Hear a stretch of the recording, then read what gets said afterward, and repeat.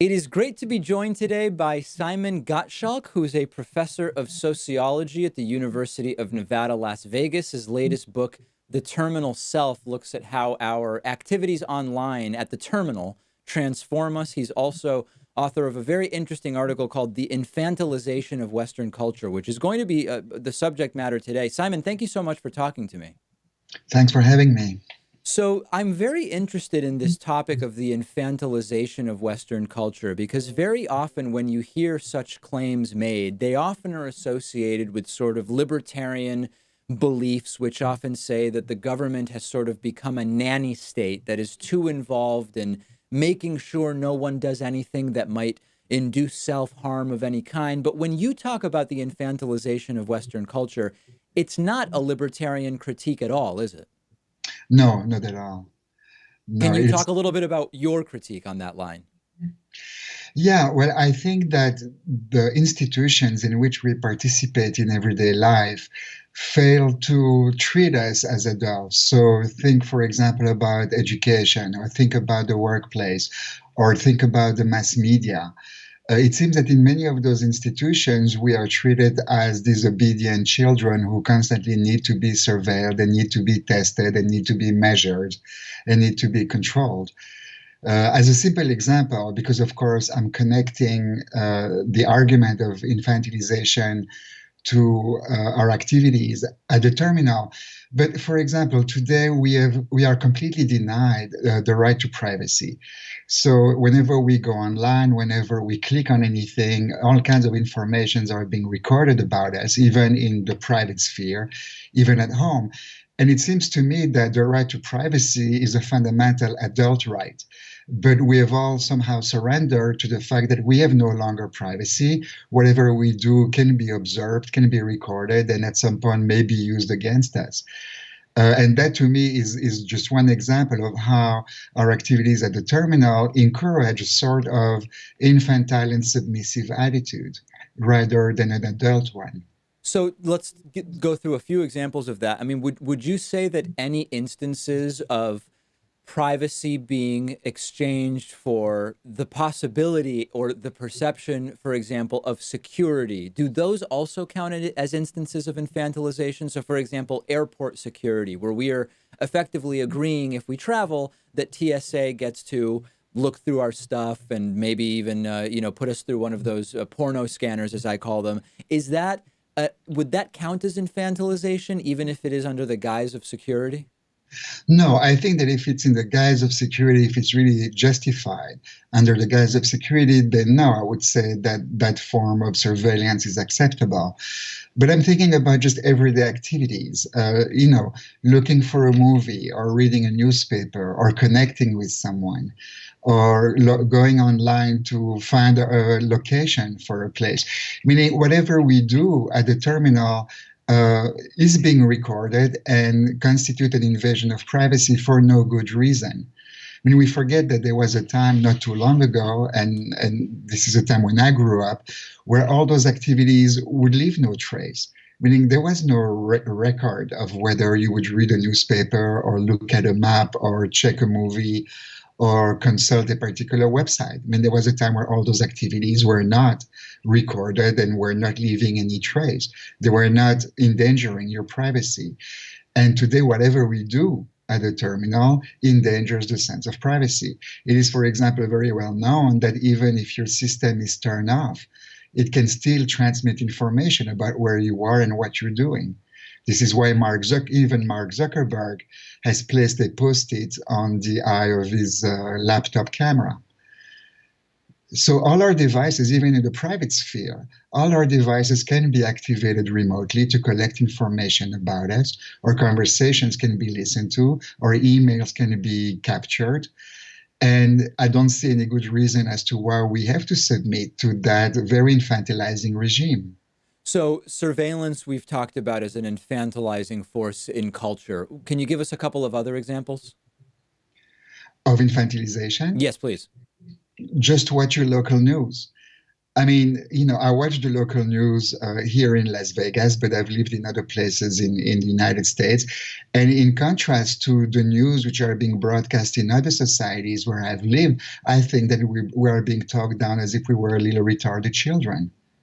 The news are being given to us in bite-sized, completely in particular packages that don't really mean anything, that don't go into any depth, that are supposed to entertain us. News is not entertainment. News is serious business. And so that's another example of how I think that the mass media politicians are talking down to us as if we were retarded children rather than approaching us as adults who are capable of understanding complex arguments. So, what you mentioned entertainment, I'm interested in this. When it comes to entertainment, how can we distinguish between infantilized adults and adults that are having fun in a way that is not detrimental? So, like a sporting event, I think would be an example. Like, I'm from Argentina, soccer is huge in Argentina. And I sometimes am able to sort of intuitively distinguish between someone who seems to be a little bit too into it as an adult in a way that seems to start to separate from sort of just like the culture and tradition of it, and just adults who seem well adjusted and are enjoying it. Can you talk about that a little bit when it comes to adults and entertainment? Well, no, I think that it's perfectly okay for adults to engage in activities that, are playful. And actually, it's very healthy for adults to engage in playful activities. But what I'm concerned about is more of an ideology that seems to consider us as little children that need to be entertained either by mind-numbing spectacles or even more toys. I mean, I've got some statistics on that. The amount of money that the adults today are spending on toys, on unnecessary objects that are just making life a little bit more amusing or more entertaining or more convenient is absolutely astronomical. If you look at the increase of the amount of money spent, for example, between the 1950s and today, it's absolutely monumental how much money we spend in order to just entertain ourselves. And I think also that the forms of entertainment are infantilizing because, and here again, I'm especially concerned by our activities at the terminal.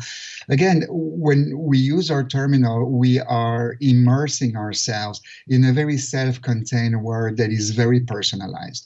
This is one of the magic of the terminal. Like no other technology, we can personalize our terminal to our specifications and to our taste and to our personality, so that when we turn towards the terminal, we are engulfed into a particular world where that is very self-centered, that is one, and where we feel very self-sufficient because whatever we like is there in front of us, and whatever we do not like has been eliminated from the terminal.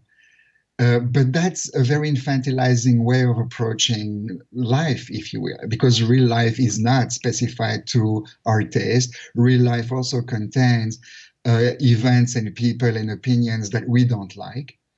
Real life does not accommodate to our desires. Real life does not respond to whatever it is that we feel like having right now. Hmm. And And when I hear you saying that, what I actually now am realizing that there are very similar arguments made against the sort of safe space trigger warning status quo that has surfaced in some college campuses. Now, I want to be really clear because you may not know my view on this, Simon, and people in the audience, it's good to restate it. I don't believe that the college campus safe space trigger warning phenomenon is as widespread as some people believe it to be. But to the extent that it exists, I do find it problematic. And I find it problematic for the reasons you're stating, which is that it doesn't seem to do any favors to students in that it doesn't prepare them for the way that the world seems to work. absolutely. Absolutely. I fully agree that real life is going to be populated by individuals who are ferociously against your opinions and who are going to say things that will make you uncomfortable. And so it doesn't do anybody any good to cocoon, if you will, young adults, individuals who are about to enter the real world and the marketplace. It doesn't do anybody any good to protect them so much.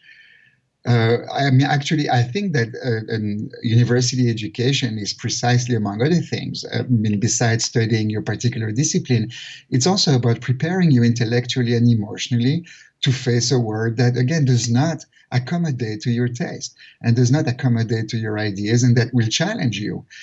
And we're doing a great disservice, I think, to the current generation of students on campuses where we are insisting that they should not be exposed to uncomfortable information. Now, in the article, you talk a little bit about the connection between this sort of infantilization and infantile thinking and authoritarian rule. And I'd be interested in hearing you talk a little bit about how you believe that connection exists. Well, because there's a very interesting book called Consumed by Benjamin Barber, and he suggests that and he sees the rise of what he calls an infantilist ethos. And he's saying that this particular way of thinking favors fast over slow, simple over complex, and more rather than less. And of course, politicians who explain complex arguments by following this particular logic, fast solution rather than long one, or simple explanations rather than complicated ones, of course, they tap into a particular infantile craving, if you will, that the world should be fast and easy and more of it, more gadgets or more toys or whatever.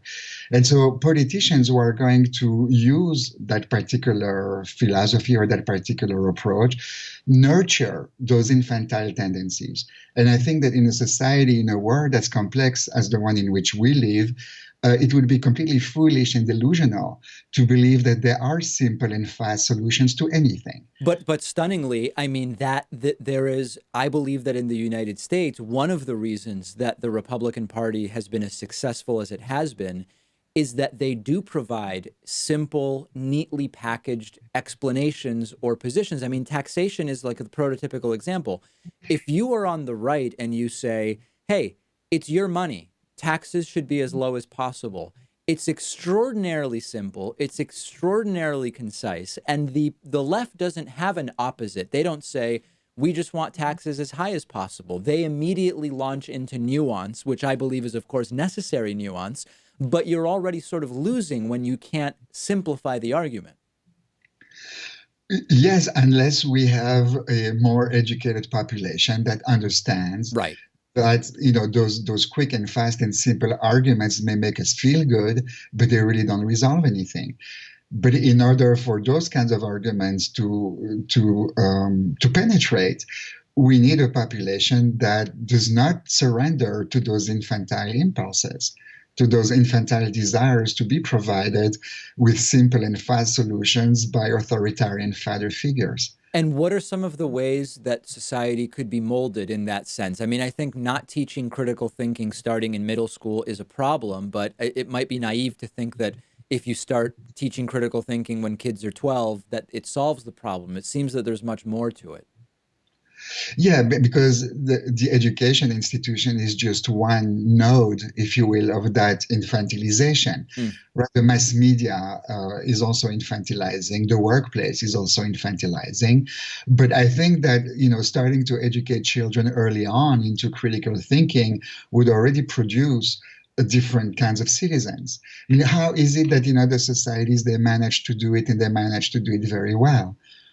Right. For example, Finland is very frequently cited as one of the countries that scores the highest on happiness and well-being. People are extremely happy in Finland. People are typically very healthy, and Finland is probably the society with the best education. And it's also a very taxed country. People in Finland are very heavily taxed, but they don't see any problem with it.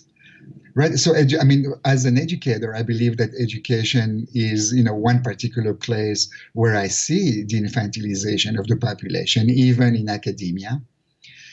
And I mean, I'm not an expert on, on the economy, or I'm not an expert on the political institution, but, as someone who works in the education institution, I can see where we can make tremendous progress, not in inculcating children into any ideology. I'm not interested in brainwashing, students into voting right or voting left, Mm. but I think that it's very important to teach children and young adults the power of critical thinking, the power of being able to examine arguments logically rather than responding viscerally to what makes us feel good. The article is The Infantilization of Western Culture. We've been speaking with the article's author, Simon Gottschalk, who's a professor of sociology at the University of Nevada, Las Vegas. Simon, really a pleasure speaking with you today. I appreciate it. My pleasure.